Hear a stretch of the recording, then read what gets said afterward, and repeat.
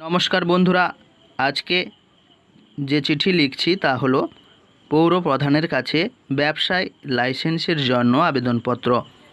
মাননীয় পৌর প্রধান মহাশয় সমী পেশু, পৌরসভার নাম, পৌরসভার ঠিকানা, বিষয় ব্যবসার লাইসেন্সের জন্য আবেদন।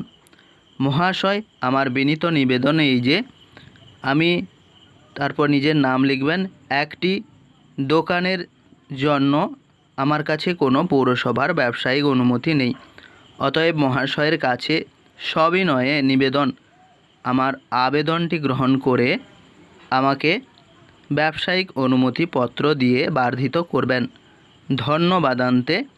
তারপর তারিখ লিখবেন, ঠিকানা লিখবেন বাম সাইডে, ডান দিকে বিনীত নিজের নাম, মোবাইল নাম্বার লিখবেন। যদি আমার এই ভিডিওটি ভালো লাগে অবশ্যই লাইক করে এবং সাবস্ক্রাইব করে দেবেন।